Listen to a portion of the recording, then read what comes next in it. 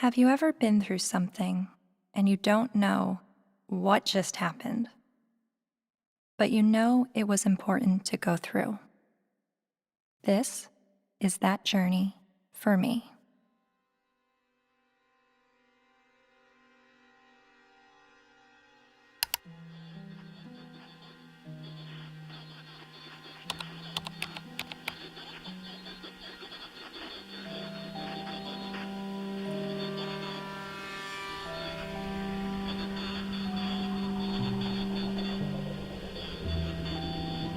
Misogynist rantings would be at home in the far-reaching internet subculture widely described as the men's rights movement, a toxic distillation of the worst aspects of American sexism. It's a universe of message boards where men get together to express their hatred towards women. Well, I thought men's have all the advantages in the world these days. That's utter nonsense.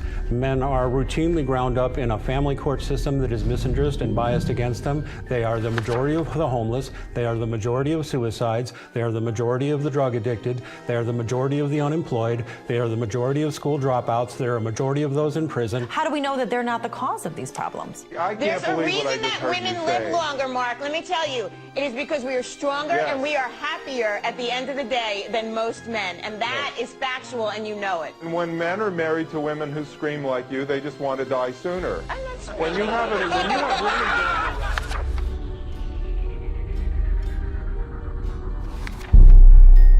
A Voice for Men, an online hub for men's rights activists, and they were founded by a man named Paul Elam. It's a website called A Voice for Men that's run by a man named Paul Elam, which is male spelled backwards, but it is his real name, apparently. It's a gathering of women haters. The Southern Poverty Law Center has classified that group and men's rights groups as hate groups. He wrote a piece declaring the month of October to be Bash a Violent Bitch Month. I mean, literally to grab them by the hair and smack their face against the wall, he wrote.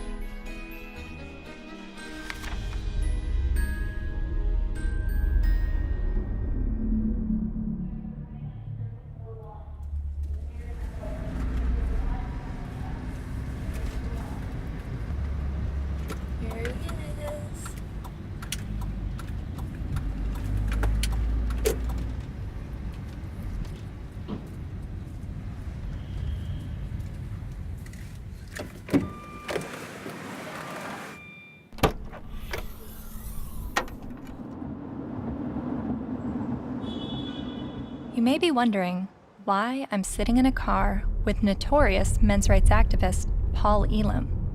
That's a valid question. And to answer it, I need to start at the beginning of how I became a feminist. I was a quiet kid preferring to observe from afar. My mom put me in theater classes when I was 8 years old to break me out of my shell, and I loved it. So much, to the point that I decided to move to Hollywood when I was 18 years old to become an actress. What I wasn't prepared for was to be pigeonholed as the blonde who always died. Billy?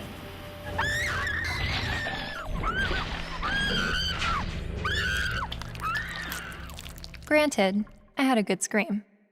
But the characters I played weren't alone in feeling objectified. I was commonly harassed on the streets, hit on by married producers, told by photographers to come back when I lost 15 pounds and got a boob job, and a plethora of other uncomfortable experiences, all while still being a teenager. I started to realize my role in the world seemed a little too similar to the unfortunate roles I was auditioning for, and it was not how I saw myself or the person that I wanted to be. So, I quit acting and bought a video camera to tell the stories I wanted to tell. And now, I've been making documentary films since 2008 when I was 21 years old. Most of my work has been about women's issues and sexuality. I've covered a range of topics from the phenomenon of purity balls to reproductive rights, single motherhood, and LGBT rights. After releasing my film in 2012 about marriage equality, I was at a loss of what topic to explore next. And that's when two horrific stories broke the news. two-star high school football players in Steubenville, Ohio, have been found guilty of raping a West Virginia teenager.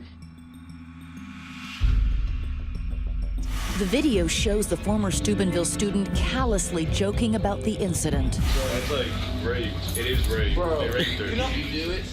Bro. They raped her. This is the funniest thing I've They ever raped her harder. Outrage across India as a 23-year-old woman, the victim of one of the most horrific rapes India has ever heard of.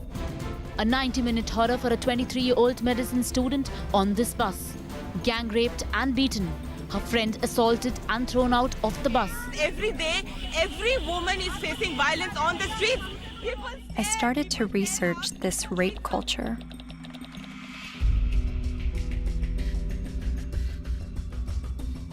A website called A Voice for Men popped up.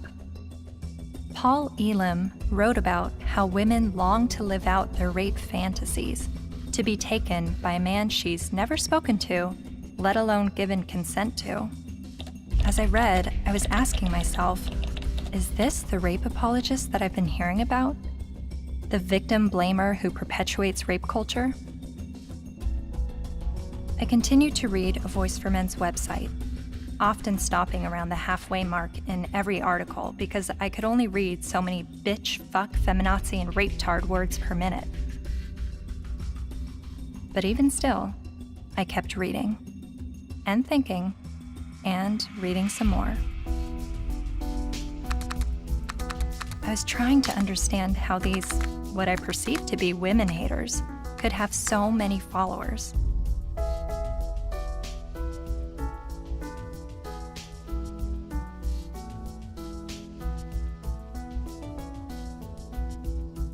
So, I decided to meet these MRAs. The ones leading the movement, and some of their followers too.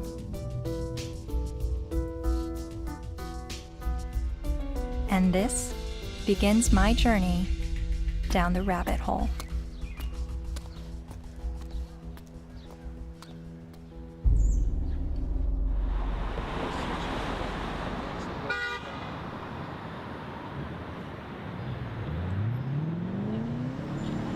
This, ladies and gentlemen, is an historic moment.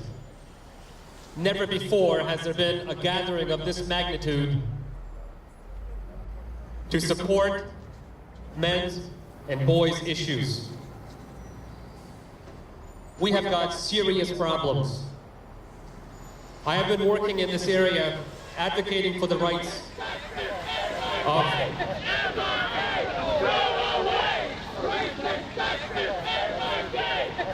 and here we go. What you'll hear is that we hate women. You'll hear that it's a backlash against women's rights. You'll hear that we're regressives that want women back in the kitchen and making sandwiches and barefoot and pregnant. You're just bitter, you're a loser, you're a whiner, you're ugly, you're undesirable, you're lazy, you're scary, you must be a racist, you must be a misogynist. When we do speak out, women often don't want to hear what we have to say. And so then we're called names, we're called whiners. And this is the way people who don't want men to talk about issues try to shut us up. We all know that you guys are a fascist, Nazi friend group of white supremacists. No other way to openly organize other than calling yourselves a men's rights group. We're somehow disempowered because we're white men. Maybe it's just because you're pathetic. We're here to fight how misogynistic assholes think they have the right to oppress women. White men are starting to feel misplaced because women are sharing space. It's disgusting, and scroll the fuck up, and don't confuse suffrage with oppression. Everyone suffers, it's universal. I am a man, and I need feminism. And it is crystal clear that the problems for men and boys are real. I would like to turn the microphone over to Paul Elam of A Voice for Men for some words.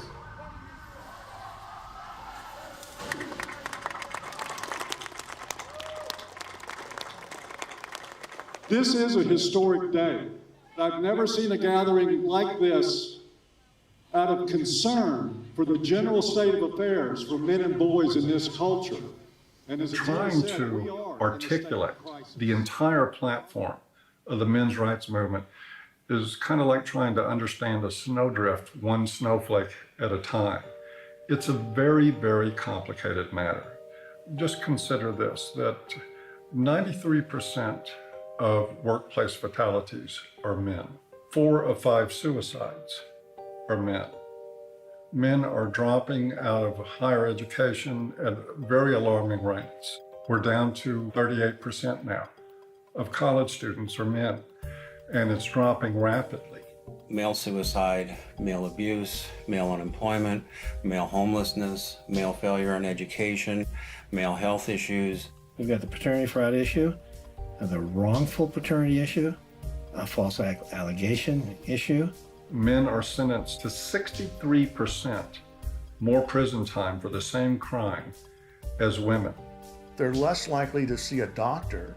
They're less likely to have health insurance. The family court system truly is biased against men. I mean, there's just no question about it. And it's really the pro-choice for women only movement, because men, they're denying men any kind of choice once a child is conceived. Her body, her choice, right? Think about men. His body, his choice, not so much. Because the U.S. government does not want to send you to die. They would rather send me to die. Young men that are failing to launch, they're staying in their homes of origin far past the time that we would normally expect them to individuate and move out and go live their lives. We have video game addiction, we have pornography addiction, we have the abuse of young boys with drugs like Ritalin to manage their behavior. Almost all victims of autism spectrum disorders are boys. Boys are most likely to be homeless, most likely to get cancer, most likely to die young and of every major cause, most likely to be arrested, prosecuted, imprisoned, and even executed while being completely innocent. It doesn't matter what their race is, it doesn't matter what their ethnicity is, it doesn't matter what their religious or non-religious views are. It doesn't matter if they're gay or straight. Men and boys are in crisis, and they need your help and they need your support, because they are human beings too. And you will not shame me or anybody here into silence about it anymore. But if you start to talk about those issues and address them in terms of how they affect men and boys as a group, people get hostile about it. The idea is that men have all the rights, they've always had the power. But if that's true, why can't men talk about their problems? And that's what really got me interested in this to begin with. Shortly after I began filming men's rights activists, I realized my own views were being challenged. I kept a video diary throughout filming, and I've decided to share some of those diaries with you. I really do feel like learning about the men's movement and their specific issues, the issues that they have issue with, it's hard for me to completely understand them and just automatically feel welcome in that space of talking about these issues, because at least with feminism, whenever I heard about the issues that feminists were fighting against, I always felt like I had something to draw from and experience to be on board with that. And that's always been why I've been drawn to the feminist movement, is because a lot of what they spoke about I had personal experiences with, and with the men's movement I have very little personal experiences with the issues that they talk about.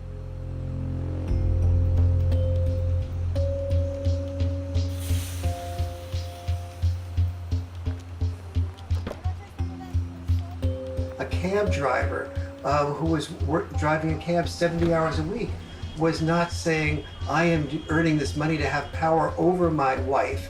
He was earning this money even though it took power away from his life. He was doing that so his child wouldn't have to drive that cab. garbage collector does not get up at 3 or 4 in the morning in rain and sleet and snow and get out to do the garbage so he can have more power over his wife. That's power he's losing over his life in order to make his contribution, his sacrifice, his way of loving. And this has been translated into the culture of, you make more money than women do, you must therefore have more power. Meet Warren Farrell, best-selling author and self-styled social anthropologist, leading an assault on our traditional thinking about men. I asked my girlfriend at the time to buy me as a gift, I think it was for Christmas or for my birthday, Warren Farrell's book, The Myth of Male Power, which she did. And it just changed my whole life. And his premise was, while women are often seen as sex objects, men are often seen as success objects. And this resonated with me. He wrote this book that questioned our notions of power, of who had power and where it was. And it questioned the roles of men, but not the way feminists had always questioned gender roles. Every society that survived based on its ability to train its sons to be disposable. Disposable in war as warriors, disposable in work as firefighters, as workers on oil rigs and so on, coal miners, and indirectly, therefore, disposable as dads.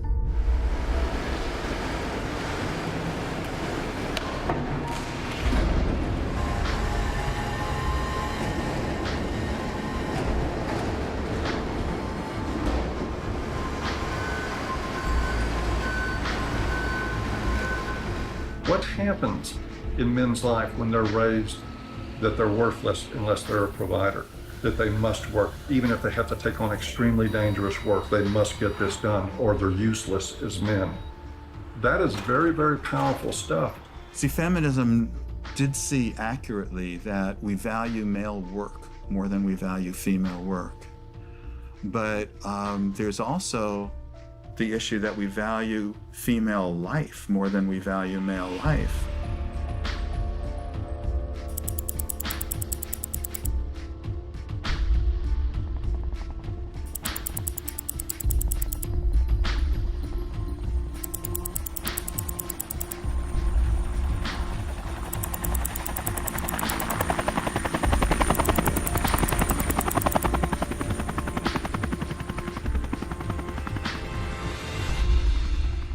Even when that plane went down in New York City a few years ago, and that, the pilot was a hero for the way he landed it and saved everybody. Word arrived over the citywide fire frequency that a commercial jetliner was in the water with 155 people on board.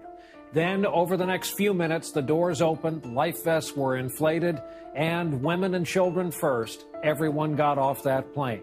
They saved all the women first. That's still, when I went on a cruise, there's still women into the lifeboats first, because not because you're a man, so you should be able to swim halfway across the ocean, but because you're a man, you're expendable. We have to look at not just the glass ceilings, but also the glass cellars. And Paul, I think as you were saying, we have to look at men just not only as human doings, but also as human beings. When you survive because somebody else is willing to die, like in war, then that you are immune to the pain of the people who are dying because you have an investment in their being willing to die. You say, I will build a statue, I will remember you in a history book. But if you look at that from another perspective, that building of the statue or remembering you in a history book is a bribe to be willing to die so that I can live. But both sexes, in the area where they are rejected, tend to turn what rejects them into an object. So the area where men...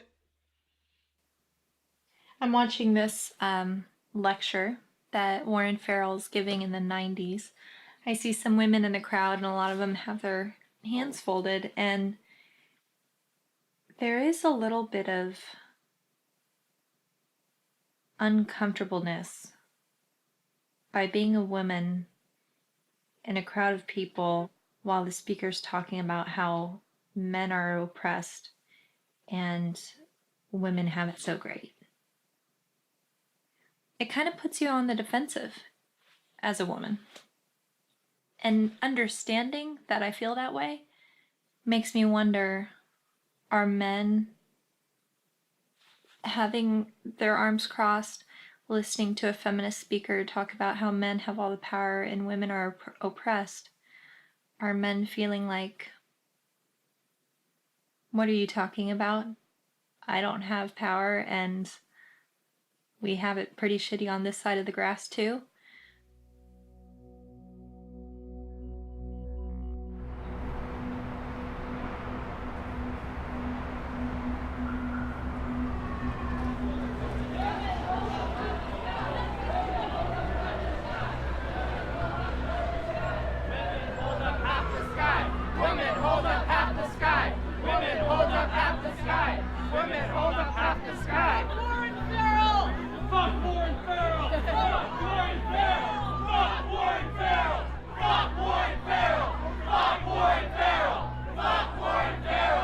In 2012, Dr. Warren Farrell was speaking on behalf of men's issues at the University of Toronto in Canada. A feminist group protested the event. Be fucking ashamed of yourself. You're fucking scum. You are fucking scum. Fucking rape apologist, incest supporting, woman hating, fucking scum. Is there someone else I can wait to see my phone? Fucking scum. Yeah, just another. I just want to listen to someone else's opinion. I'm not even on a side here. I just listen to as many people as I can. You know what though? Why would you pay money to fucking support a fucking rape apologist if you weren't fucking one? I never heard him say anything that was. Well, it's fucking scum.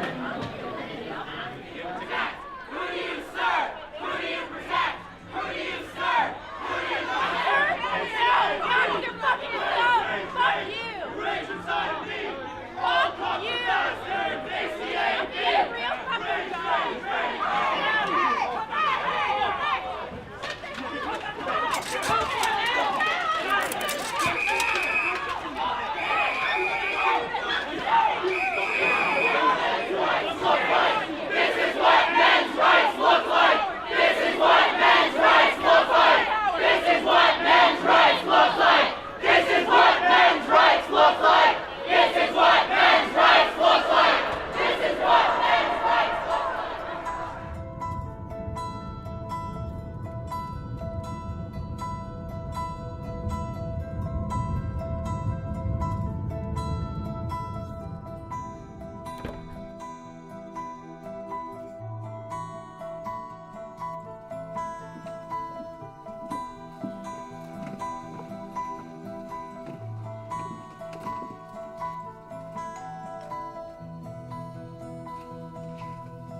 Hi, how are you? I'm Cassie. You're Cassie. Oh, for some reason I thought you were a male, which I'm just delighted that you're a female. Well, thank you. Very glad to meet you. Yeah, Come on in. Thank you. Thank you. But Farrell wasn't always so attentive to men. In fact, for years he focused almost exclusively on women's issues, rubbing shoulders with feminist leaders like Gloria Steinem. And he's still a card-carrying member of the National Organization for Women. I believe that women cannot hear what men do not say. And he's got a lot to say to both men and women in his provocative new book, The Myth of Male Power. I was making a very significant amount of money speaking around the world on behalf of women's issues alone. I went through a period of forming men's groups. And then when I listened to them, I thought, well, gee, this will be really helpful to present to audiences so that they can understand not only women's side, but men's side too, because I was really totally in the feminist camp. And immediately I saw my standing ovations drop. I started hearing that there was people saying, don't invite him there, to speak with us. And pretty soon I had, very few college and university speaking engagements. How did you originally get involved with feminism? Where did that all begin? I was doing my doctorate in political science at NYU in the late 60s, and the women's movement surfaced.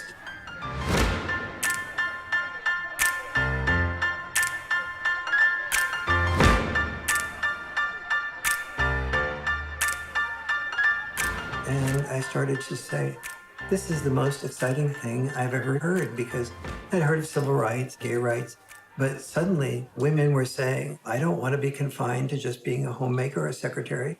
And so it's like, why shouldn't women be encouraged to do everything they possibly can do? And at that point in time, I saw a lot of women marrying men that they weren't completely in love with, but the man earned a fair amount. And so I thought, that's just a form of prostitution extended over a lifetime. How depressed that must make a woman. And it's not going to be good for a man either. He never knows whether he's loved for who he is or loved for what he has. And he's afraid to give up producing because he's afraid to lose love. And so women who were successful to me appeared to be women who would free men from having to be all, wrapped up in just being the only breadwinner and supporting 1, 2, 3, 4, 5 people, which, it's one thing to support yourself. When you're supporting 5 people, you don't have the freedom to question your boss because you're supporting 5 people. The first issue of feminism was to say, just because I'm a woman, maybe I don't want to spend my life raising children. Don't force me into that role against my will. So they looked at men and said, well, you're not forced to raise children. You don't have any issue. But for men, the traditional sex role was not raising children. For us, the traditional sex role was to be a provider, a protector, and to initiate relationships. Each of us has traditional sex roles. Don't force us to carry out those traditional sex roles. We have the same rules set up for men that they've always lived by, that you need to protect and provide at any cost. But we've changed everything where it concerns women. They now have access to everything men have always had access to education, to work, to whatever they want to do. But they're not the ones driving the semis. And they're not the ones in the coal mines. You don't hear the National Organization for Women complaining that there is just not enough female ditch diggers. It is still men carrying the lion's share for what it takes to operate and maintain this society. And it is still the expectation that if somebody's going to go down with the ship, it's going to be men.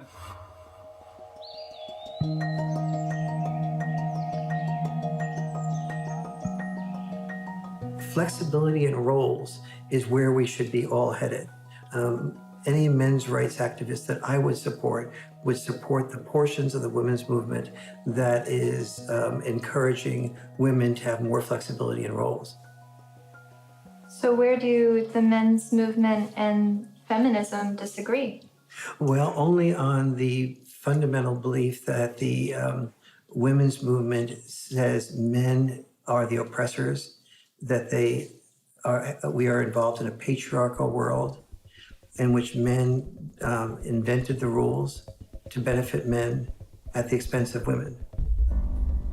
But don't we live in a patriarchy? When most of the world's nations still have never had a female leader.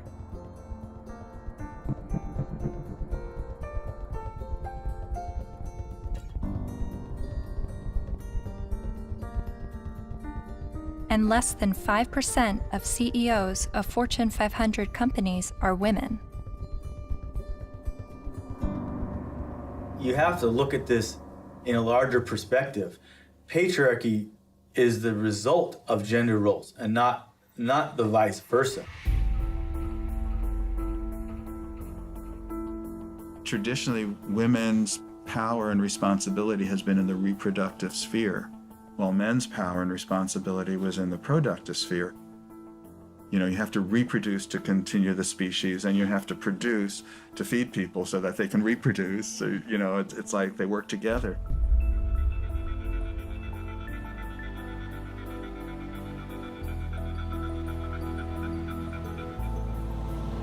And most cultures divvied up roles because women were responsible for childbirth and were more likely to breastfeed. They're not more likely to, they did the breastfeeding. They tended to be involved in the role of raising children.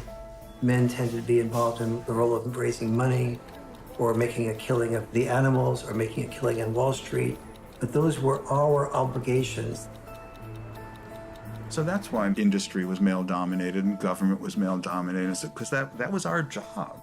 And so what we call patriarchy is men giving into the expected roles that they're supposed to give into, and many of those roles are very harmful. Working exceptionally long hours, difficult hours, dangerous jobs, getting killed on the job.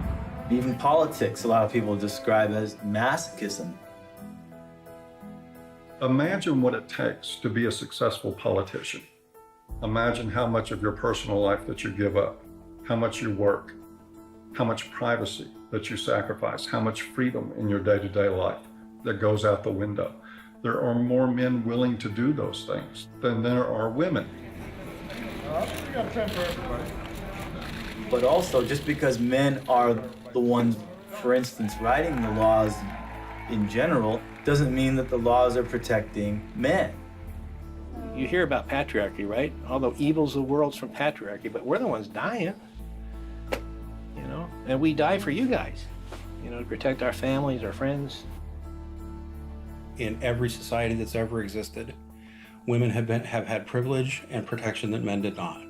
For example, we never hear about how men were excluded from the Forced Labor Convention of 1930 for years. The Forced Labor Convention was an international treaty that banned slavery and forced servitude, but it made an exception for able-bodied males ages 18 to 45. Eventually, they got rid of that, but there was still an exemption for prisoners and military, which is 90% male. Stop pretending that you're oppressed and men are your oppressors. It's a lie, and it's a hurtful lie, and it's a hateful lie, and it's wrong.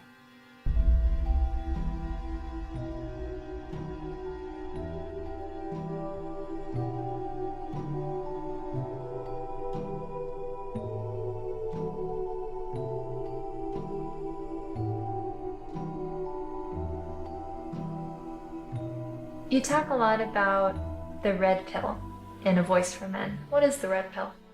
Oh, it's sort of a cultural slogan. It comes from the movie The Matrix, where the character Neo is given the choice between a red pill and a blue pill. You take the red pill, you stay in Wonderland, and I show you how deep the rabbit hole goes. And if he swallows the red pill, the scales will be peeled back from his eyes. He will see everything that he hasn't been able to see. And if he takes the blue pill, he'll just go back to sleep and live in his sort of unaware, semi-comatose state forever and probably be a lot happier. It's a pretty apt analogy. So what is the blue pill in this world? Well, the blue pill is the paradigm that most people live by, that men have all the power, that they've always had all the power, that domestic violence is a problem that's committed by men against women only, that sexual assaults are only committed by men against women, that women don't make the same money for the same work as men. Teach men not to rape. Only men can stop rape. Men commit domestic violence. We need to stop violence against women instead of just stopping violence. That is feminist training. The MRAs say that we live in a blue pill world where women are victims, men are perpetrators, and it's all a lie. And that we're brainwashed to believe this, and that it's not true, and that men are slaves in this world, and women are... I don't think women are necessarily the puppet masters, but I think they're saying that women have the easy way out, and men are, they're given medals and statues and written in the history books to justify them dying and being slaves to work or being used to progress societies.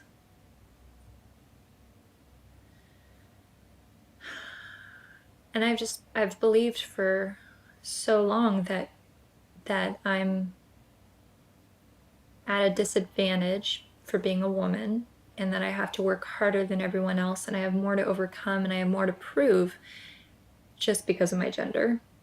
But the MRAs are saying that this is all a lie, and that guys are actually the ones that are disadvantaged and discriminated against.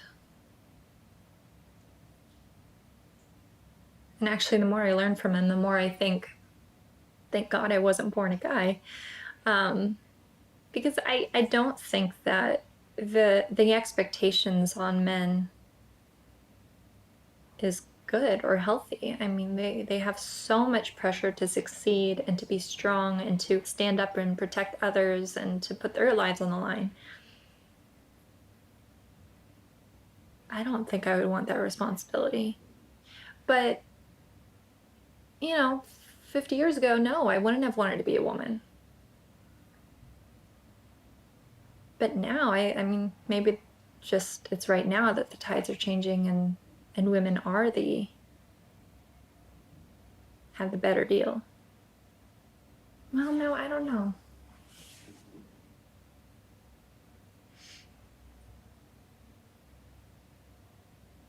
And then sometimes I think the MRAs are just duping me and giving such a strong pitch about what they believe in to convince me of something that's actually just some out there theory that men are discriminated against and women have the advantage.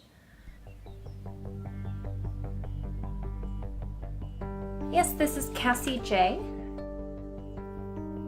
It's regarding a documentary about the men's rights movement, and we're looking for feminist voices now to speak in the documentary.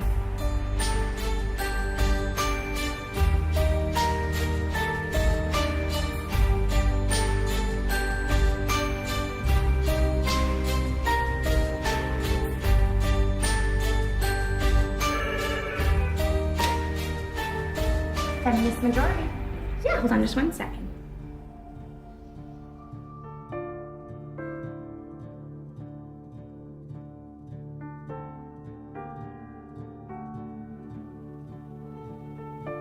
So I realized, okay, I need to bring some feminists into the mix, make sure that we have that side spoken for. I was researching rape culture, and so that's how I stumbled across a website called avoiceformen.com. So some of the people that we've already interviewed on the MRA side is Paul Elam with A Voice for Men. Yeah. Are you familiar with him? Oh, I'm familiar with them. I've never met him. Yeah. Obviously, they spent a significant amount of time and energy denouncing me, so I figured I might as well have a look at what they say. Yeah, really, the men's rights movement is part of the backlash. The backlash? To feminism. The men's rights movement really got going as women began to make gains, and some men have felt threatened by the opportunities that have been opened up to women. And I don't know if it's because some of them feel threatened that they now have to compete with a lot more people for their jobs. They now can't get into the best schools if a woman or a girl has better grades. Think about it. Grandfather's generation probably had it pretty well, right?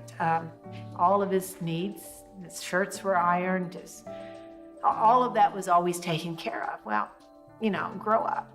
Realize the world has changed. And as much as the MRAs would like things to go back to the way they were, and use the argument that women have an advantage now, no person looking at the data can possibly say women have an advantage. We're just beginning to get a level playing field here. It's not tilted in our favor, I can tell you that. And they know it. They know it. But it's the constant distortion of the data. It's the spinning of a situation to make it look like women are somehow getting ahead, getting an advantage they don't deserve. It's part of the backlash. Political organizing comes from a feeling of victimization, which is why the men's rights movement makes that claim that men are the victims of discrimination. But it doesn't have much traction because, you look around and it's hard to see it. We don't have movements called, straight liberation. The question I would pose rhetorically is the men's rights movement really the gender version of the white nationalist movement? Because there are plenty of white people who say that they are the victims of reverse discrimination. So of course it's not going to have very much traction. You can't really organize the people who are superordinate.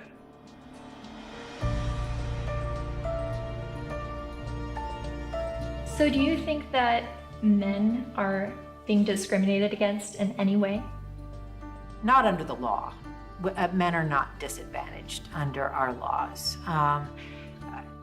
Or in the business world, as a class, men are not underrepresented on corporate boards or at the top of the Fortune 1000 companies. In the corporate world, in the business world, in a lot of parts of academia, in the military, in the sports world, still pretty much a male-dominated world, and where a lot of the privileges and power and status accrue to men. Men are advantaged over women, no question. No one can debate that, not with a serious, not in any seriousness.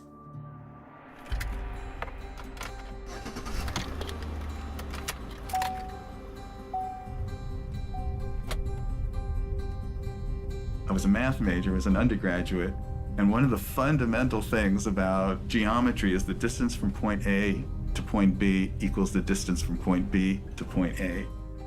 And if women are so different from men that men can't understand the female experience, we need to listen to women to describe it, then the male experience is so different from the female experience that you can't understand it. You need to listen to us. You can't really compare how men and women have suffered from sexism, because there's no way to quantify, that kind of suffering. So if a woman says, well, I miss 30% of my income,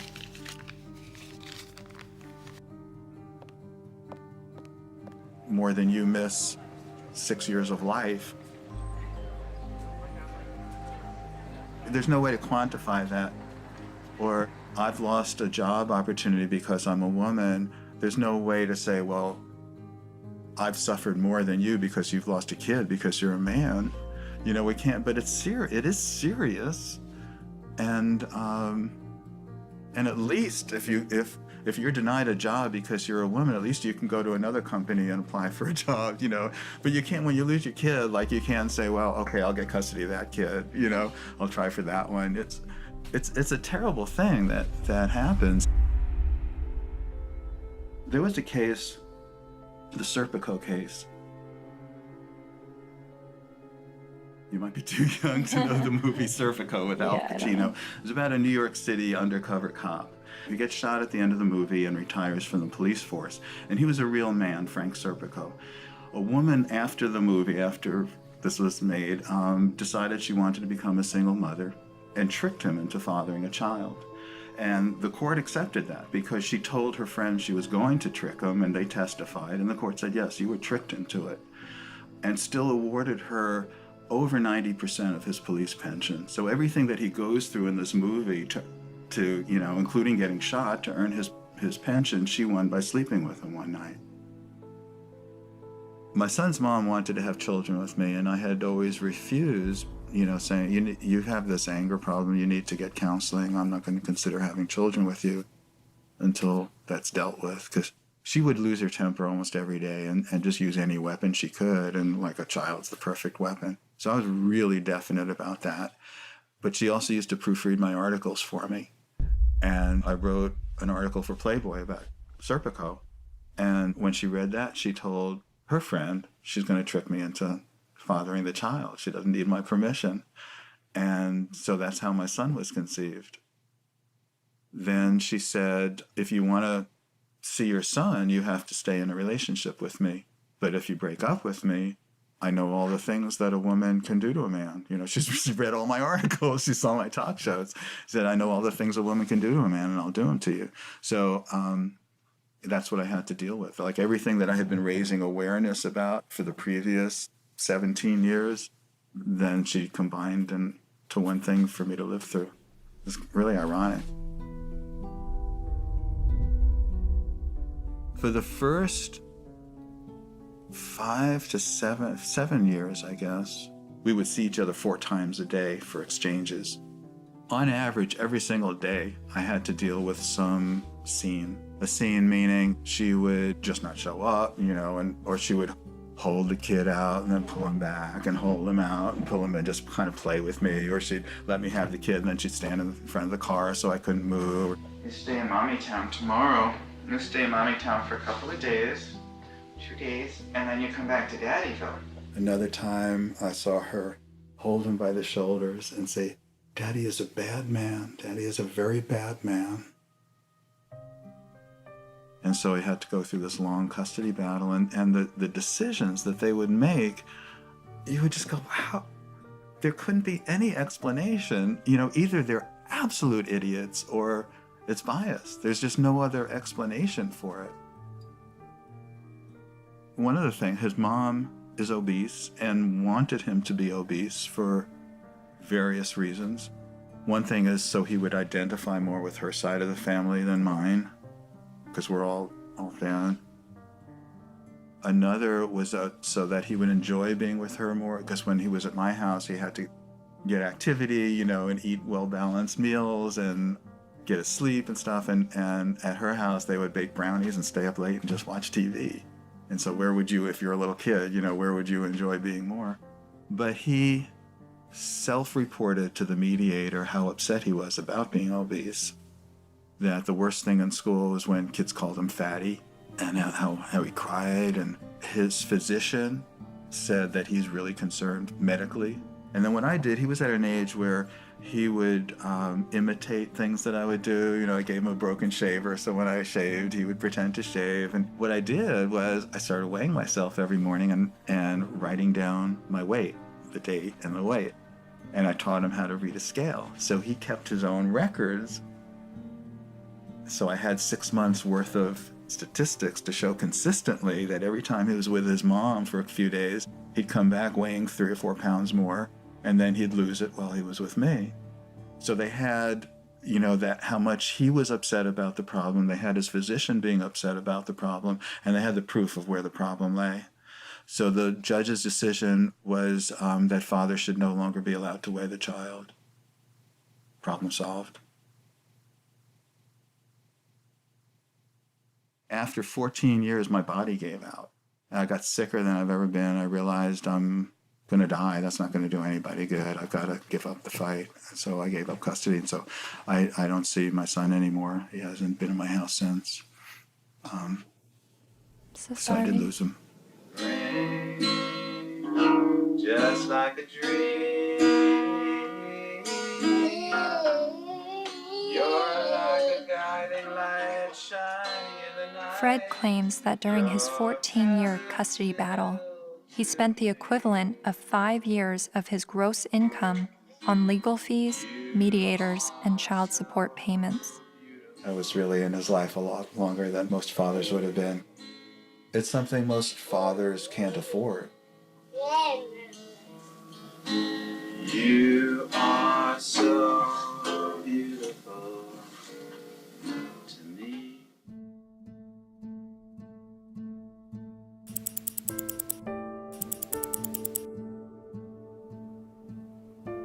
We generally know that fathers don't get as good a deal in family court, and we don't really complain about it until it happens to us. And even then, a lot of men don't. Many men's rights activists come into being men's rights activists as a result of getting a divorce, wanting to be equally involved with the children, and realizing that women have the right to children and men have to fight for children. When your family courts run on the supposition that mothers are more fit to be custodial parents and that fathers are more fit to provide a check every month and to become what we like to call Uncle Daddy, where they visit their children. To me, that's one of the greatest obscenities in the world, the idea of visiting your own children, where you get to see them for 2 hours on Wednesday night, and you get to have them for X amount of hours every other weekend, and you have no say in how they're brought up.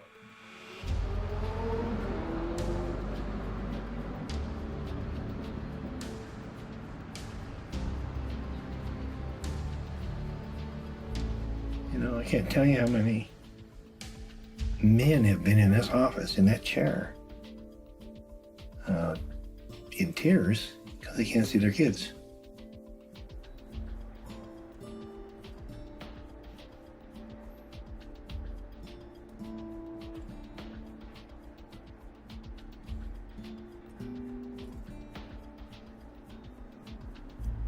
some of this stuff ends up in horrific consequences. Like this gentleman here, that's his little son. They found him dead. Not the son, but the young man. In the desert with a bullet in his head. The day before the family court, where it became known that he was going to get to see his little guy even less. And of course, he'd been falsely accused one time after another after another. It had destroyed his life. It had bankrupted him. It had driven him into debt. It had caused him to miss work. He was about ready to lose his job. He was in the end of his rope, so he just decided to end it. The unfairness in the family courts, the unfairness in the way child support is so often structured, it's commonplace and it's everywhere. And the more you start to become conscious of it, the more you realize that it's there.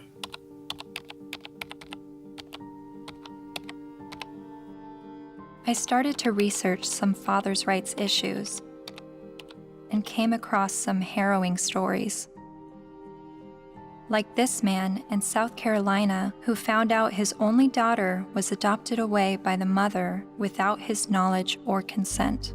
His daughter was with an adoptive family in California, so he began his fight to get his daughter back. Adoption is for children without families, not children with a willing and capable family. And this man in Colorado who lost his daughter when the mother left the state to give birth in Utah, where he wouldn't have legal rights to his child. He fought for 4 years in court and finally won visitation rights. Only visitation. I can't explain the emotion, the happiness. There's this hard fight, what this means to me. And then there's this heartbreaking story.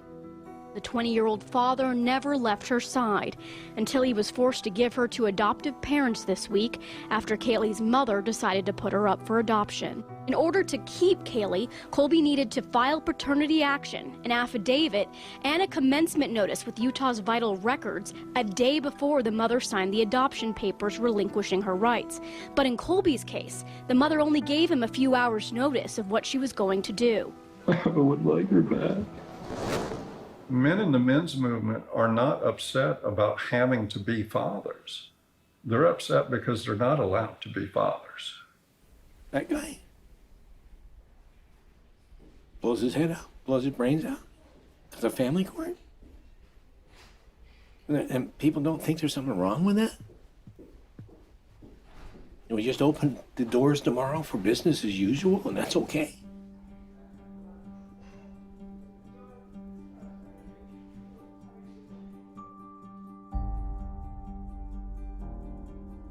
I've always thought of feminism as being the fight for gender equality. And yet, I've never heard about fathers' rights and the injustices going on in family court. Why is this? I decided to ask gender studies professor Michael Mesner. Well, I'll just say I don't think it's, I don't think that a lot of their assumptions are correct to start with. There's no doubt that there have been some men who get just screwed by court decisions and custody cases. But I think when you look at the broader patterns, it's still the case that in intact heterosexual families with kids, women are still doing the vast majority of the housework and childcare, and there's a lot of sort of father absence, lack of participation by fathers, some of whom I think then after divorce happens end up suddenly wanting equality, as fathers when they haven't really been participating equally as fathers before. So to me, it always kind of swings back to the feminist perspective of how we need to push for full equality across the board, including before divorces. If we have that, then we might expect more symmetry after divorces happening. The more I researched fathers' rights, the more I realized how deep this rabbit hole goes. Not only in the amount of issues, but also in the vast array of perspectives on these issues. I decided to create a flowchart of what I thought fathers' options might be following a surprise pregnancy. I then put a green line for the paths that I thought would be good turnouts for the father, and I put red lines for the paths that seemed to not be good for the father. Then I created a flowchart for women's options, and did the same with green and red lines. And as I stepped back, I saw all the red lines for the women's options if she does not want the child. But something dawned on me. Of every path the biological father could go down, he's at the mercy of the woman's sole discretion. Although women have very difficult choices to make, she at least has the choice. But for biological fathers, they have no say over their parental destiny.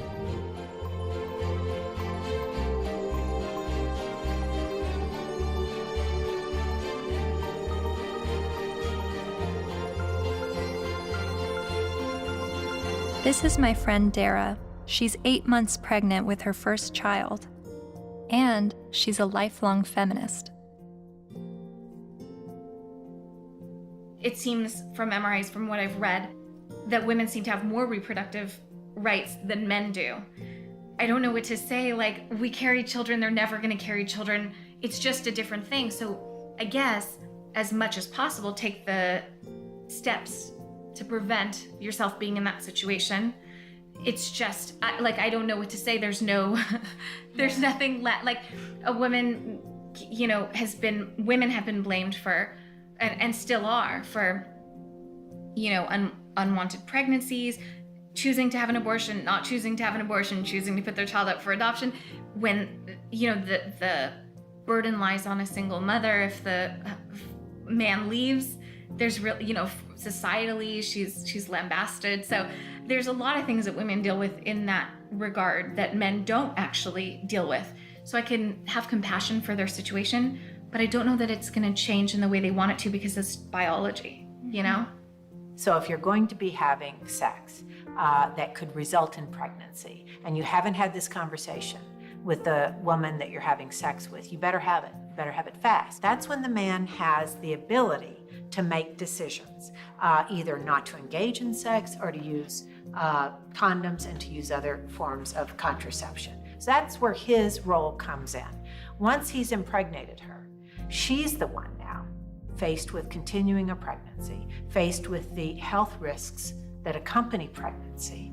So his rights have to be exercised early, but once she's pregnant, all decisions must be hers, because ultimately she is the most impacted. There's just no question, and she ultimately has the responsibility for that child.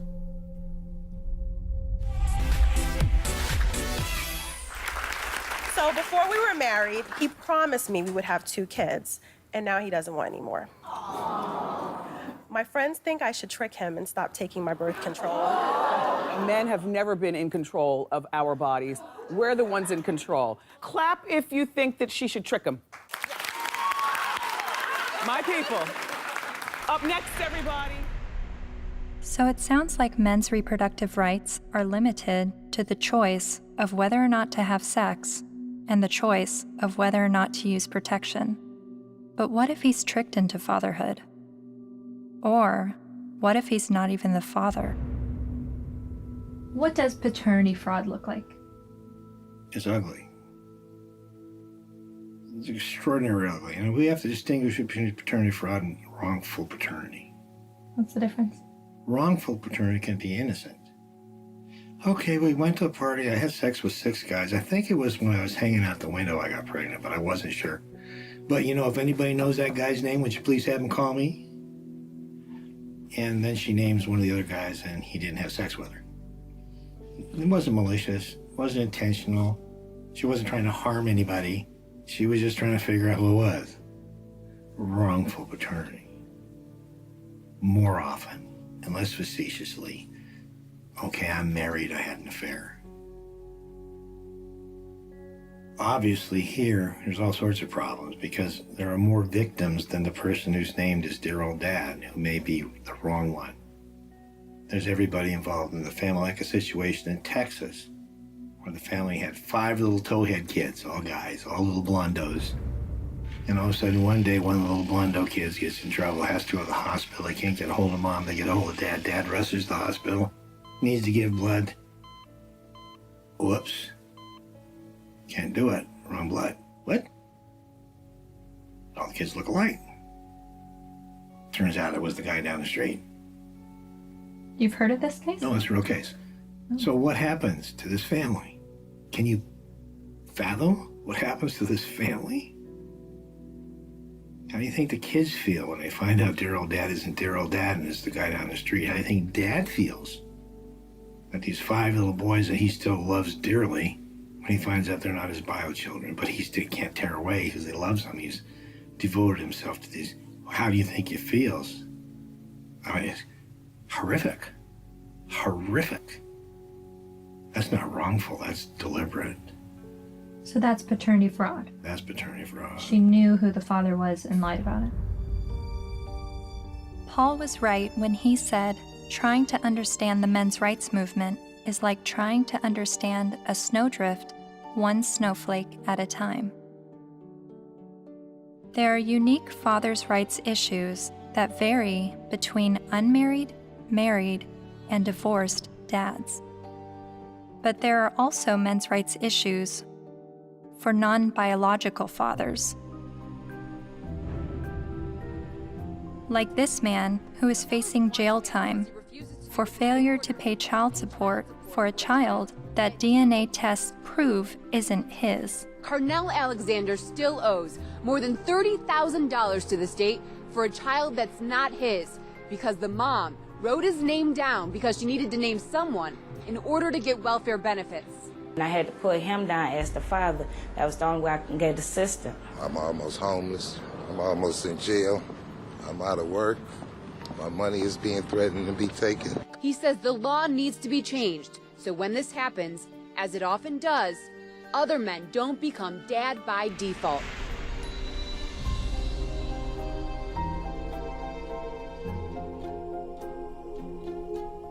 A lot of times people wonder about MRIs, why are you guys so angry? And my answer to that is, why aren't you? How can anybody look at this and not be angered by it? And the only answer to that I've ever been able to come up with is that people aren't angry because they don't see men as human beings.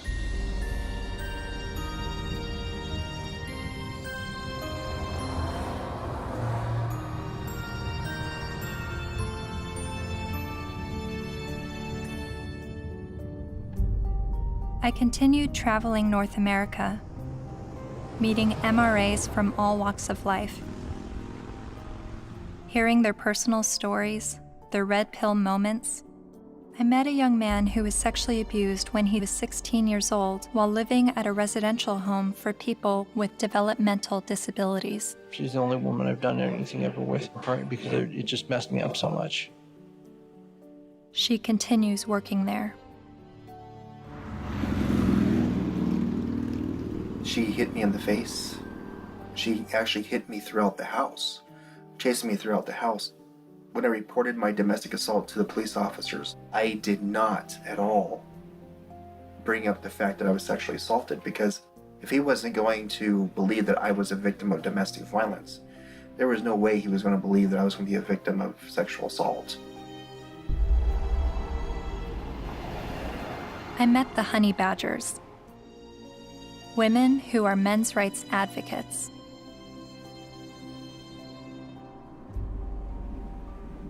And then there was a 15-year-old boy, there's a 35-year-old woman, and then later on she came out of jail and she was able to collect child support from this boy that she raped. Yeah. After getting out of jail. So there's lack of fairness for men in the court systems. When police officers would show up to domestic violence case, there was often men were just taken away without asking what even happened. It's just presumed that men are the criminals. I was assaulted several times, and I never got any help. I went to the police still bleeding a couple of times. And one police officer said, I'll never forget this. He said, if she starts hitting you again, you better get out of there fast, because if she just breaks a fingernail trying to hit you, we'll arrest you. I mean, I can't tell you at this point how many guys I've talked to who are like, yeah, you know, she stabbed me and they put me in jail. Not only are there endless studies that show women are just as violent as men are, when I would talk about it, invariably, men would start coming out of the woodwork with stories. Stories they were afraid to tell, stories that they got laughed at for, stories that they got blamed for. It's hideous. This is not flattering to men, to talk about men's vulnerabilities. No. To talk about the ways that they are not strong and that they are, well, weak. And to be honest about it, it's not flattering. A solution for both genders is that we need to be able to recognize how men are vulnerable, and we need to be able to recognize how women are actors. Because we have a huge blind spot, especially when women do bad things.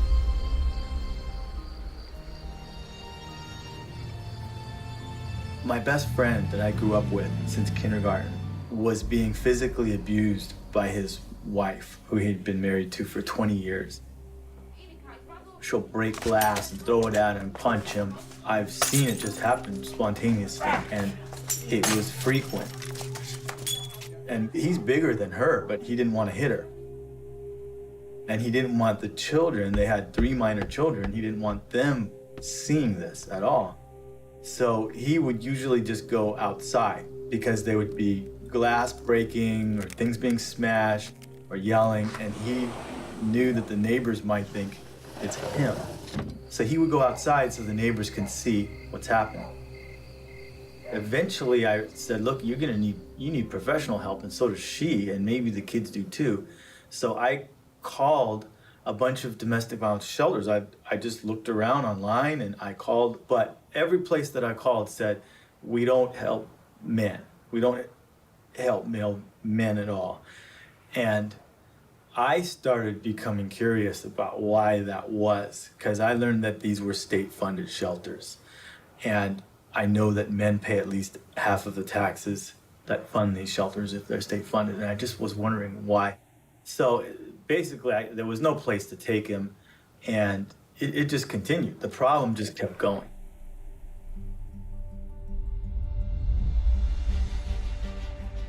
In the United States, there are over 2,000 domestic violence shelters.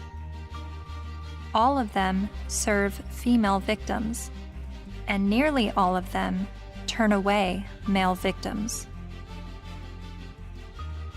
In fact, as of 2016, there's only a single domestic violence shelter for men. My initial reaction was that there needed to be thousands more women's shelters because that many more women are being battered. But as it turns out, 1 in 3 women and 1 in 4 men will be victims of physical violence by an intimate partner in their lifetime. Sure, there's a slight majority of female victims, but how can that excuse denying men help? Couldn't this be considered gender discrimination?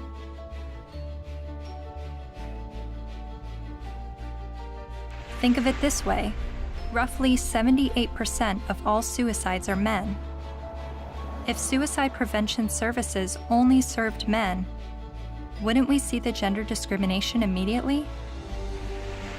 If there are over 2,000 women's shelters that turn away men, and only 1 shelter for men, obviously the resources don't match the need. How are you involved in the men's rights movement? Well, from the very beginning, when I first opened the Refuge, which was in 1971 in Chiswick in London, almost as soon as I took the women in, I got a house for men. A Voice for Men's editor-at-large, Erin Pizzey, founded the first ever women's shelter in 1971, and she is widely revered in the men's rights community. Because you see, what I knew from the beginning, most domestic violence is consensual. Both are involved. Sometimes one's the perpetrator, the other plays the victim, then it crosses over. It's not as though it's just all men or all women. It's both, and occasionally innocent victims, very innocent. Battered children grow up to batter, that's what I learnt, whether it be a man or a woman. And I now know that if a woman comes in with a history of violence in her own childhood, the chances are she will be probably violent to her children, and she will want to live on this knife edge of crisis and danger. I haven't been allowed to speak, that's the difficulty. Why is that? Because I'm completely barred from all conferences. I'm not allowed to walk up the step of my own refuge. I bought the bloody building. But no, because there's feminists, the woman who runs it is a very heavy feminist. She won't have anything to do with me. What did you say that made them hate you? That women could be equally as violent as men. That was from the beginning.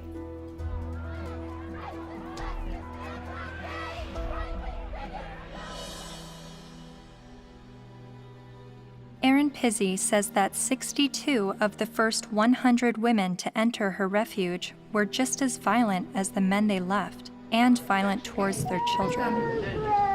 But there's levels of violence, isn't there? I do not affect that I'm violent. Well, I'm violent.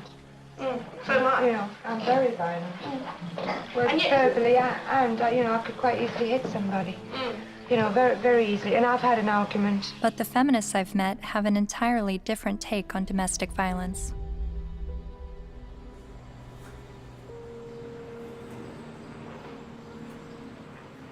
On the whole issue of domestic violence, that's just another word, really. It's a cleanup word about wife beating, because that's really what it is, or dating violence.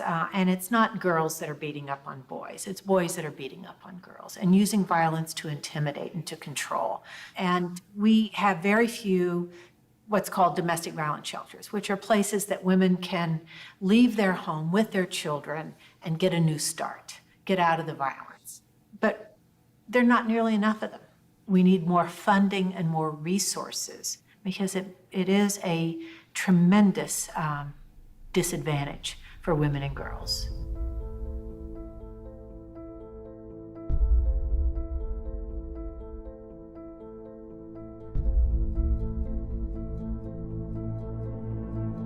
In 2014, the CDC released a report revealing that over 5.4 million men and 4.7 million women had been victims of intimate partner physical violence within the previous 12 months.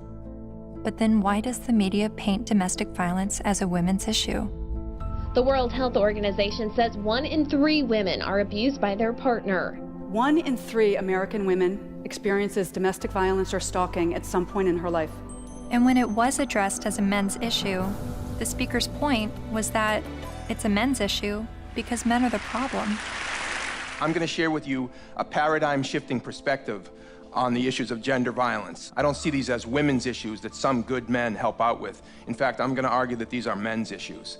Why is domestic violence still a big problem in the United States and all over the world? What's going on? Why do so many men abuse physically, emotionally, and verbally and other ways the women and girls and the men and boys that they claim to love? What's going on with men? Let's grant every single empirical case as being true. Yes, it is true. Let's just say, it is not true, but let's just assume that there is gender symmetry in domestic violence, that women hit men as much as men hit women. If I were to say that, I would say, and therefore we need boatloads more funding for domestic violence to develop shelters and adequate interventions, because there's this hidden epidemic of men who are being beaten up by women. Or I could say, as the men's rights movement do, therefore we shouldn't have these shelters and we shouldn't fund them because the women are all lying. Well, it seems to me that if you really believe in gender symmetry, it's not that you want to, you're not questioning the number of women. You're just saying the number of men is high. You would want to join with women who are anti-violence to say, we have a real problem here.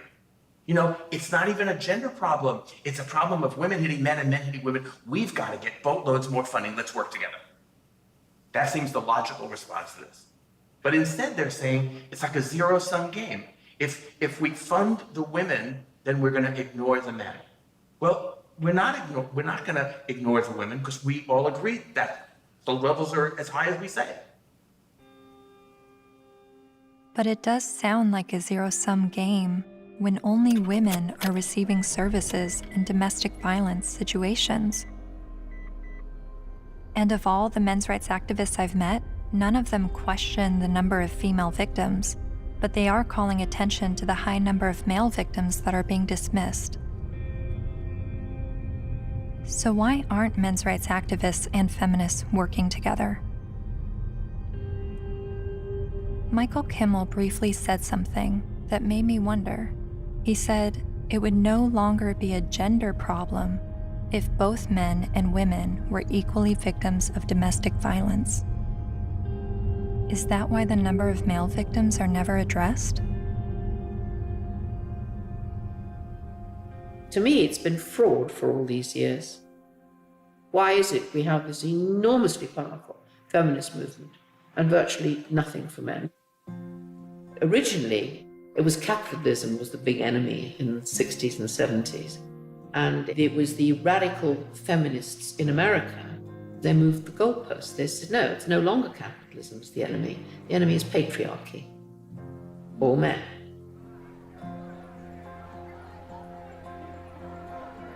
And that's how the women's movement began. And it was enormously successful. The new mood in the refuges was going to be that no men could work in refuges and can't today. They can't sit on the boards. And boys over 9 or possibly 12 can't go into refuges, or you call them shelters. Their mothers have to make other arrangements for them, which I find shocking. And it ring-fenced money. I think that that particular time when the feminist movement were desperate for funding because they'd run out of publicity, and they were desperate for funding and they needed a just cause. And unfortunately, it fell into their laps. It's an enormous industry. I mean, violence against women, they get something like, well, it's $1 billion and over a year. And an awful lot of that goes on really supposedly rehabilitating men, but essentially punishing them with something that's called the Duluth model. Duluth Power and Control Wheel. You guys know about that? No. I'll give you a copy. You know, in 1977, I think, a bunch of crazy women up in Duluth, Minnesota figured out they had the solution to domestic violence, and it was all about patriarchy and all about men. And it's the Duluth Power and Control Wheel, because men are all about power and control. Of course, not you ladies. You guys, you don't control anything. You have no power. You're just sweet and innocent little things. Okay. So when this power and control wheel is divided up in all these things, you know, about who does this and who does that and blah, blah, blah. Of course, it's all men.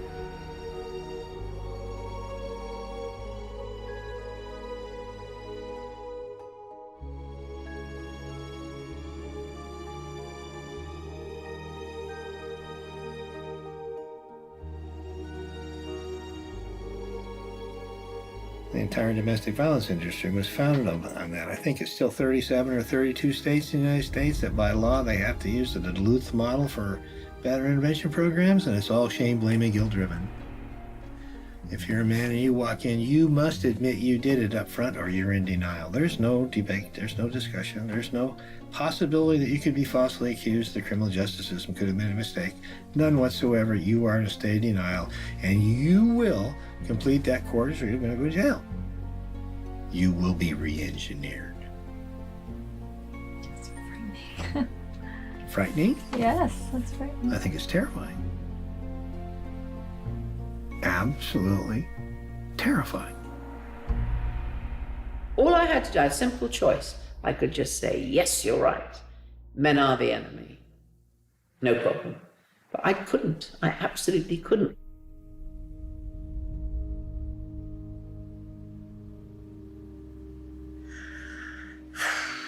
Just getting overwhelmed. Because I don't know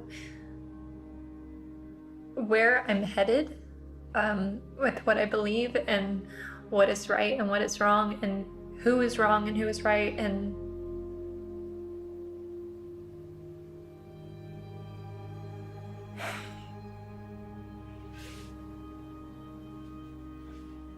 the truth is somewhere in the middle, and that's why I'm feeling frustrated, because I don't know where the truth is, and I don't know.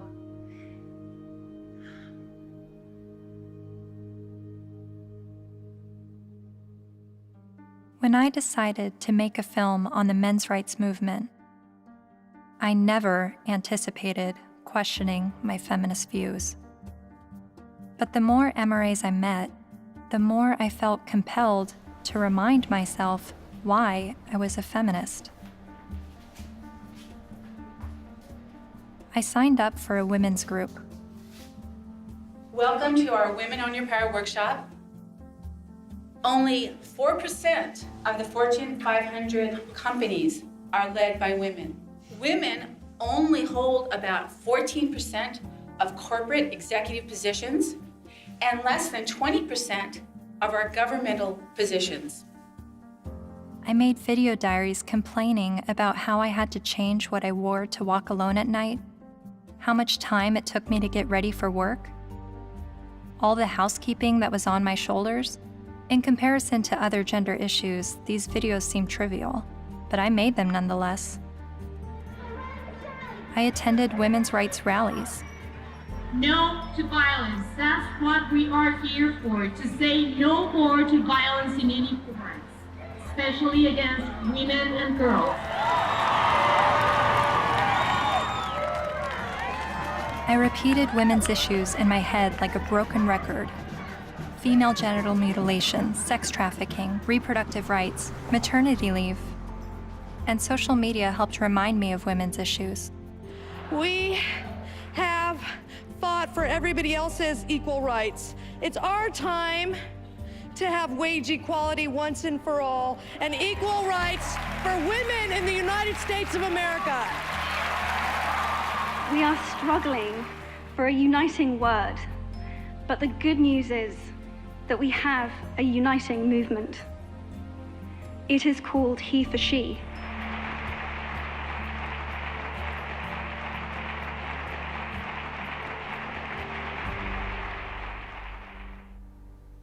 Whenever I hear the MRA's point of view about how difficult it is for them, I immediately go to, well, what about us? What is it like for us? And then I get on the defensive and want to make sure that women's struggles are also heard. And I don't know if that's necessary, because the MRAs are saying that the feminist perspective is the mainstream perspective. But even when I hear their issues, I still want to speak up for the women, because I feel like, I don't know why I feel like talking about one gender's issues now neglects the other. And I guess that's what MRAs have been dealing with, is always hearing about women's issues and feeling like their issues are neglected. But whenever I hear them talk about men's issues, I feel like I need to stand up for women and say, this is what we're dealing with, an equal opposite.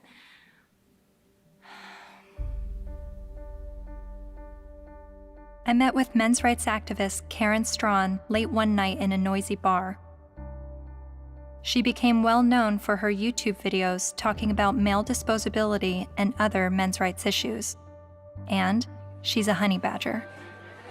Part of what I do and what I research and what I think about is the reason psychologically why feminism seems to be such a comfortable, warm blanket emotionally for so many people, men and women alike.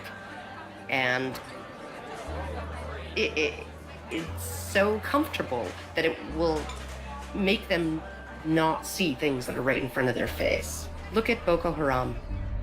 Hundreds of young girls, fast asleep in their beds, are awakened by the sound of gunfire. Armed attackers have stormed their boarding school and set fire to dozens of buildings. Nearly 300 of them are dragged from their dorm, loaded onto trucks, and carried away deep into the forest. From New York to London rallied yesterday demanding that the terrorist group Boko Haram bring back our girls. It just gets to the core of you, This unconscionable act was committed by a terrorist group determined to keep these girls from getting an education. And what happened in Nigeria was not an isolated incident. It is a story we see every day as girls around the world risk their lives to pursue their ambitions. I mean, you must have heard about that, right? That's being spun as a fundamentalist Islamic group that is so determined to be misogynistic and oppress girls that they want to deny girls an education. But they are not against girls being educated. They're against anybody getting a Western secular or Christian education.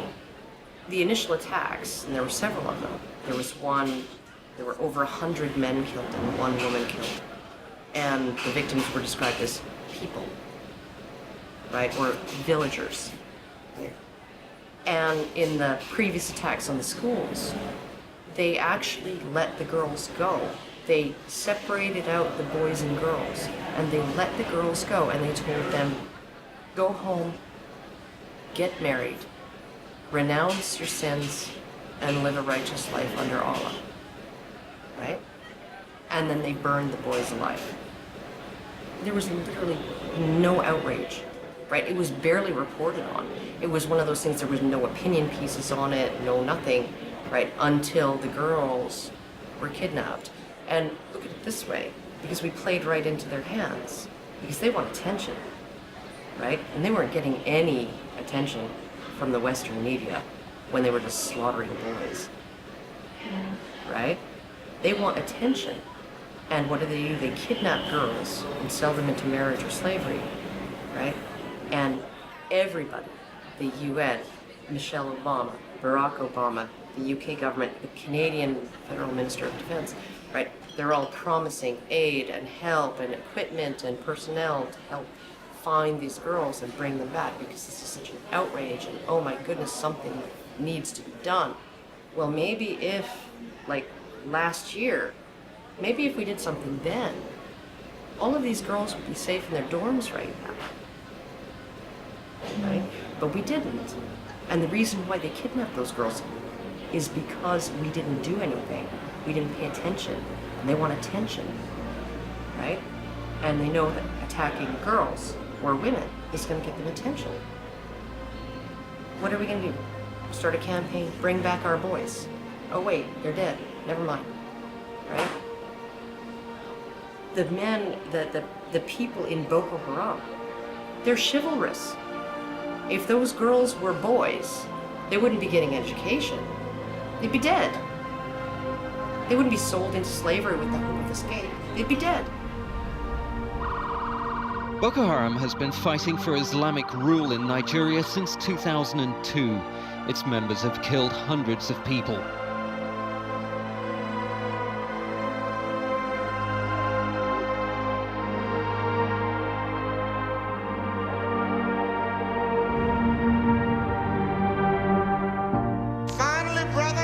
At least 69 dead, although some reports put the number at about 150 and scores more injured.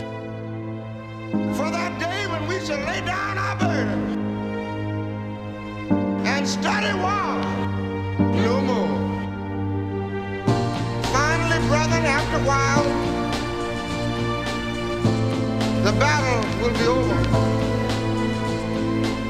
For that day when we shall lay down our burdens and study war no more. Finally, brethren, after a while, the battle will be over. For that day when we shall lay down our burdens and study war no more. Finally, brethren, after a while, the battle will be over. For that day when we shall lay down our burdens and study war no more. Finally, brethren, after a while, the battle will be over.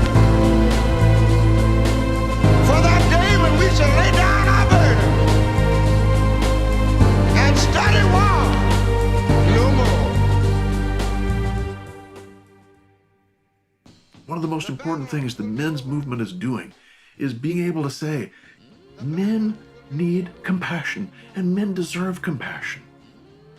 And to have that happen, I'm not expecting it in my lifetime. It's an ocean of pain out there. This stuff we're talking about has been going on for so long. And nobody listens, nobody cares. It's one thing when you look at what happens to women and you feel normal, healthy outrage about it, and that should happen. But when you can look at what's happening in our courts to men, in our medical establishment to men, in our schools to men, and yet we remain so cerebral about all of it. Yes, well, that is certainly something to consider. If it were happening to any other group, we would be having protests from coast to coast. And the fact is that it is happening to men every day, right in front of our eyes, and people will get angry at you if you try to talk about it. That's how deep the prejudice runs. But there have been protests, not with the intention of shining light on men's issues, but rather with the goal of silencing any discussion of men's issues. Like at Ottawa University, when Professor Janice Fiamengo attempted to give a lecture that questioned the feminist narrative.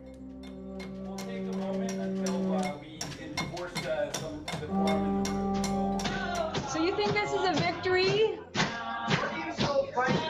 Yeah, why are you so frightened of hearing an opinion different from your own? Then there was the first International Conference on Men's Issues in Michigan, where even Ms. Magazine urged its readers to protest the conference in hopes of shutting it down.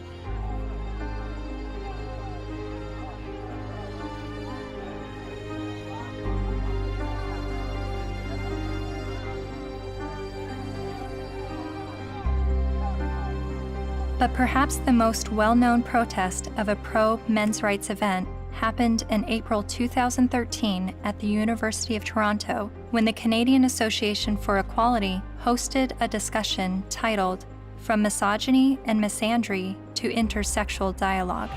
About in my 20s, when I went to Columbia to study art history, and that was in '68, and that was the height of the academy.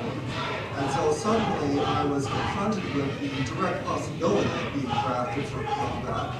And I discussed that with a member of the community.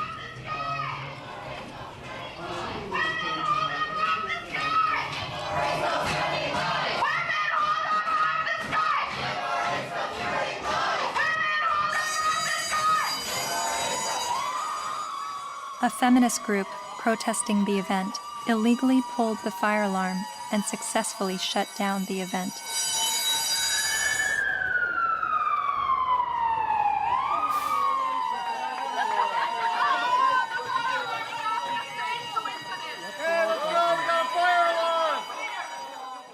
Once outside the lecture hall, feminist protesters and men's rights activists got to speak face to face.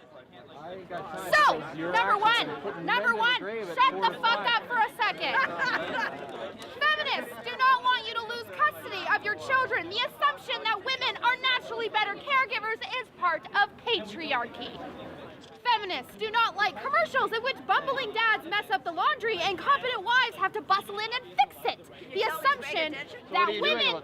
This is a list of the things that we're working towards. Now, if you would shut the fuck up for the 50th billionth time, These are things we agree on, actually. these are things that we're agreeing on.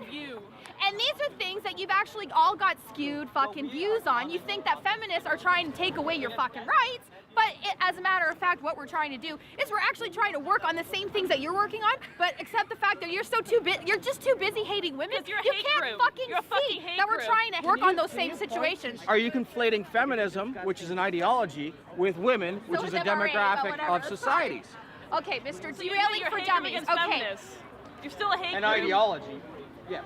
I also hate a lot of other isms. So you admit, though, racism, like, sexism. Oh, bullshit, bullshit, bullshit. You hate sexism, but you're an MRA. Okay, no, point taken. We win. You obviously haven't Sorry. read our literature. Okay. You don't actually work on anything. You're not creating any change in the fucking world. Your fucking website's a hate website against feminists. You're not actually creating any change. Feminists do not want you to have to make alimony payments. Alimony is set up to combat the fact that women have been historically expected to prioritize domestic duties over professional goals, thus minimizing their earning potential if their traditional marriages end. The assumption...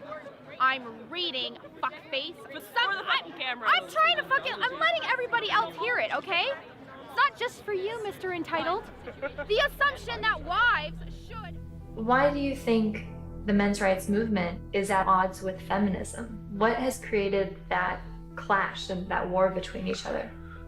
Well, one, feminism has spent the last 50 years demonizing men, which is sort of one of the problems. Feminist scholars have characterized men as inherently violent, inherently bad, inherently predatory, inherently oppressive. They have postulated that masculinity is a disease. Feminists aren't the only problem. The problems didn't start with feminism.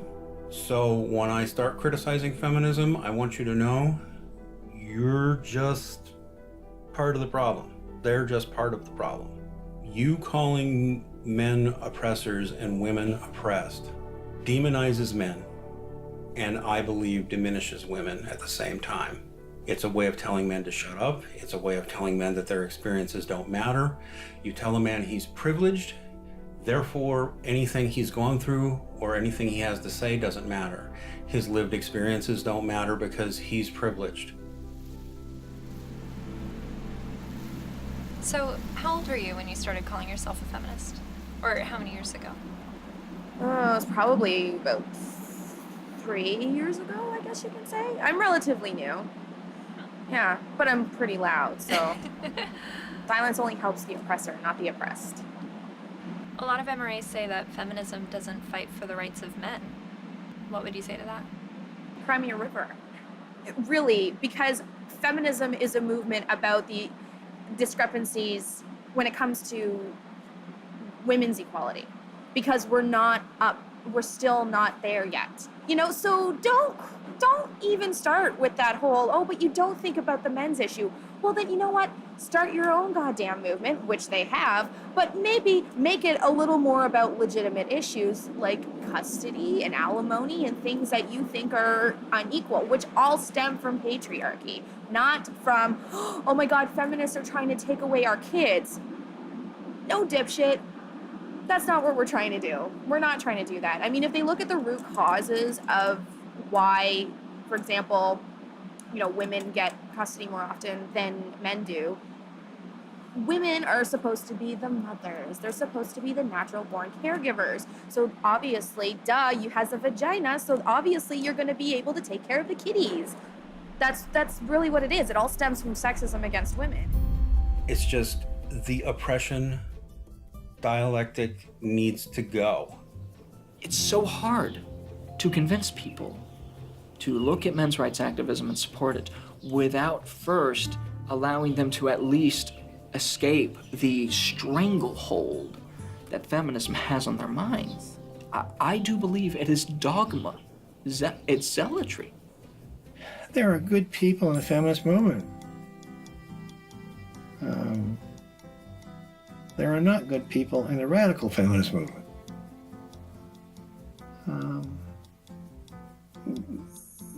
That system is based on hate. And hate is, in my opinion, hate's the most destructive force in the world. They're so quick to call us man-haters or misandrists. Misandry for life. No, like they're so quick to say that when all we're doing is talking about like patriarchal societies and structures that we want to dismantle. Nothing against men in particular, but just saying, hey, this is a system that we live in, and this puts men above women, and it's not necessarily their fault, but hey, recognize what's happening here, and let's work together to dismantle it. The omnipotent, ever-present patriarchy. The invisible force that directs all of our lives, right? And causes all oppression and all suffering, right? Our devil. And the beautiful, wonderful force for justice, feminism, the way. It's the way. It sounds like religion. It sounds like religion. And oh my goodness, for a movement that's only about equality and isn't blaming of men. They name the force for evil after men and the force for justice after women. And this being a movement is very, very, very concerned about the implications of language. So concerned that if you call a firefighter a fireman, it will discourage little girls from aspiring to be firefighters. And sometimes discourage grown women from aspiring to be firefighters, right? By calling them firemen. But we can call the force for all oppression. We can call that essentially men, patriarchy, right? And we can call the force for good and justice women. And that kind of language, that has no implications. We're not blaming men. We just named everything bad after them. They're really angry, and they're angry at women, they're angry at feminist women, but yes, men have gotten a crappy deal. But it's not the fault of women or gay people. When feminism says that they have no part in any of this, I think they're not being honest about it. I don't blame feminism for all of it, but I think they've had a role in it. They've written laws that discriminate against men. They fought to protect those laws, particularly in domestic violence areas. And for many, many years, second wave feminism would go through the statutes and change everything that was gender specific to something gender neutral, unless it was something that benefited women, like the domestic violence laws. They didn't change those. Other types of areas like fathers in prison, there's statutes that specifically give mothers certain benefits that fathers in prison don't have. And I challenged that as well legally, but we didn't win on that one. When I wanted to get a commission on men, like the county has a commission on women, the feminists fought that tooth and nail. When Prop 209 was before the California voters, which was to end affirmative action, every feminist organization opposed it. Every time men's rights groups try to pass joint custody legislation, feminist groups fight them. They fought us on paternity fraud. The biggest opposition that I have faced has been from the radical feminists that said, we don't want truth to be the standard, because if we did, they wouldn't oppose automatic DNA testing at birth. And in countries like France, they're saying, well, DNA should mean do not ask. Because it's now illegal to even get a test, and if you get a test without the mother's permission, you will be criminally prosecuted. In Sweden, they tried to create a man tax. In India, the men's rights movement is trying to get the rape laws to include male victims, and the feminist groups apparently are fighting that. I'm not saying all feminists are this way, but I think the ones who are affecting public policy, who have the lobbying power, I think they are. If you just look at their actions, they don't want equality for women. They want special privileges for women and girls. And even though they know in a lot of areas men do not have equality, they are silent. The commandant of the Marine Corps said that he thinks, and I quote, all eligible and qualified men and women should register for the draft, talking about selective service. Do you think women should also have to register for selective service like men? I have to think about whether I think it's necessary to go as far as our military officers are recommending. The idea of having everybody register concerns me a little bit unless we have a better idea of where that's going to come out. Where I want people to register, I want every young person to register at the age of 18 to be able to vote automatically. And I think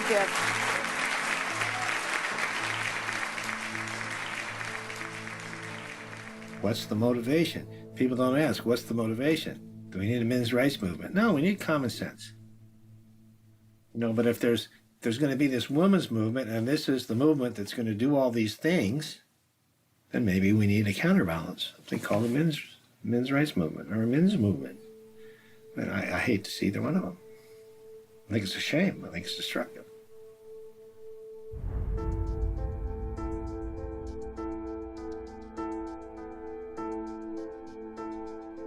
I'm hearing what the men's rights activists are saying, and I'm finding the sources to support what they're saying.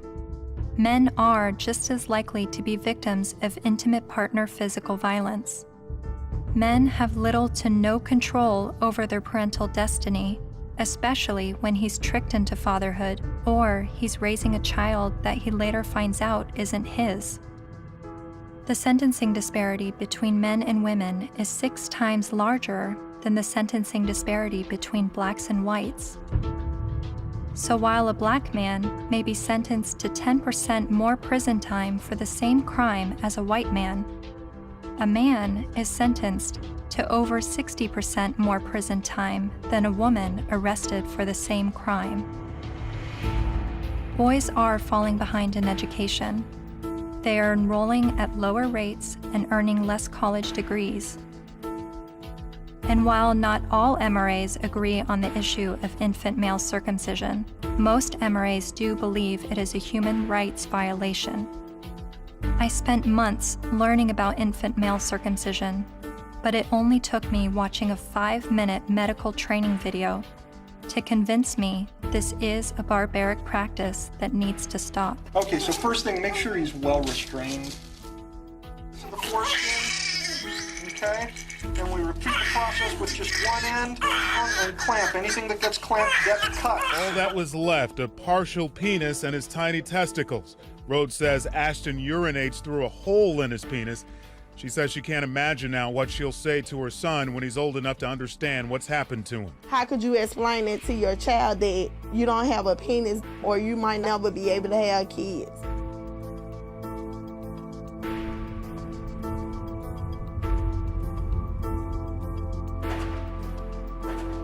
Yes, men are the majority of workplace deaths and injuries, war deaths, suicides. They have a shorter life expectancy. Warren Farrell makes the argument that prostate cancer and breast cancer mortality rates are similar, but funding disproportionately supports breast cancer research and awareness over prostate cancer. The red pill is about looking at these issues in an honest way, even when it's uncomfortable. And these things are uncomfortable, but without the willingness to set aside the programming and to set aside the false beliefs about what power is and what women are and who women are. Part of what we do is a pretty serious critique of both sexes.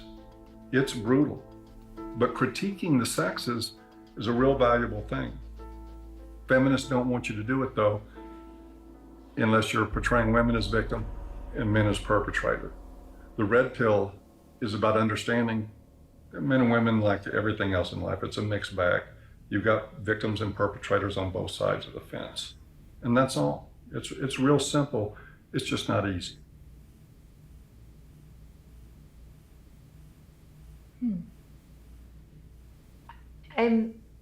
I think I agree with everything you said, but there's still some kind of unsettling doubt, and I don't know where that's coming from. I'm recognizing all of these very serious men's rights issues. But what I don't understand is how I could be agreeing with men's rights activists. Is this the same misogynist hate group I originally discovered online? The Southern Poverty Law Center has classified that group and men's rights groups as hate groups. I looked into what I was hearing from feminists and the mass media about the men's rights movement.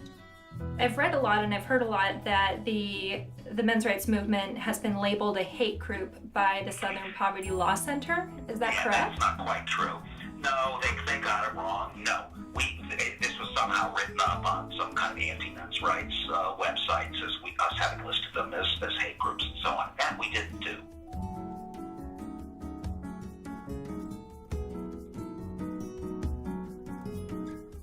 He wrote a piece declaring the month of October to be Bash a Violent Bitch Month. Jesus. I mean literally to grab them by the hair and smack their face against the wall, he wrote. I then discovered that Paul Elam's famous Bash a Violent Bitch article was written in response to this article by Jezebel called, "Have You Ever Beat Up a Boyfriend? 'Cause, we have." The article cited a study that revealed 70% of non-reciprocated violence was perpetuated by women. The author then went on to say that she conducted an informal survey at the office, and the gist of her findings was that many women had physically assaulted their man, and it was interpreted as either being funny or he was asking for it. I couldn't help but see the hypocrisy in a major feminist website making light of abusing men, and MRAs stinging back only to have the media paint them as the abusers. Something else to think about. Arriving on campus, boys will also see the effects of women's studies programs, now usually termed gender studies programs. Make no mistake about it, however, they are still women's studies programs. I teach in the gender studies program at Wagner. There are about 900 such programs worldwide, and about 400 of them are in the States. By comparison to those 900 programs worldwide, there is one men's studies program. In 4 years, Center for Men and Masculinities is to be established at a state of New York university, the one in Stony Brook. It will be headed by Professor Michael Kimmel, a sociologist. Its advisors will include, probably among the advisors are funders as well, the actress and fitness expert Jane Fonda, Gloria Steinem, and Eve Ensler, the author of Vagina Monologues.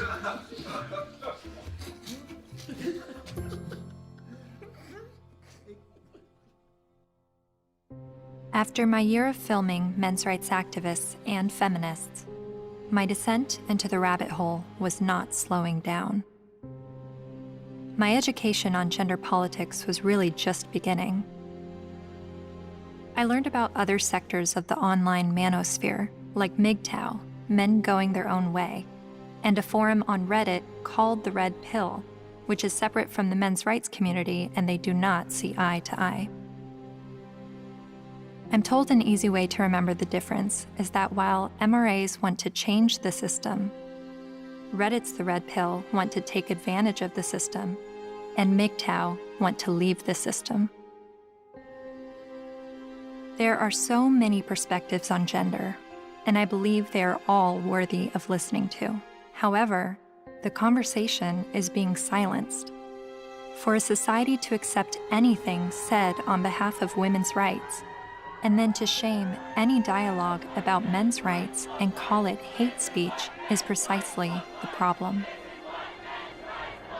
I don't know where I'm headed, but I know what I left behind.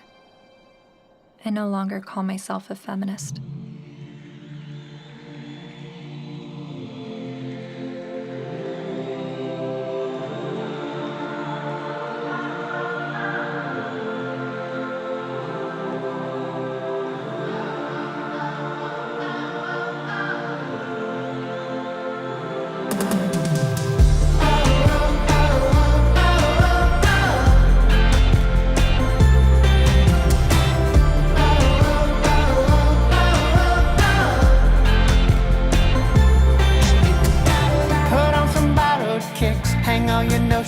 Up. It's never what it is. Wisdom is asking what. There is another side, down where the rabbit lives. My world will blow your mind. Just have a look at it.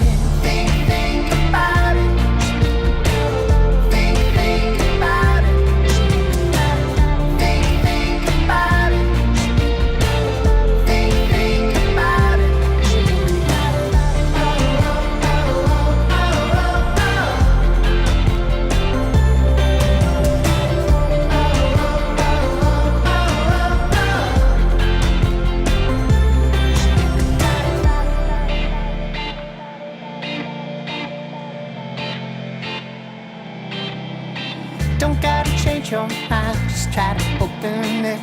that you use my eyes, see what I'm dealing with. People with different stories, divided by different categories and reasons why. The smart speak, the wise they listen.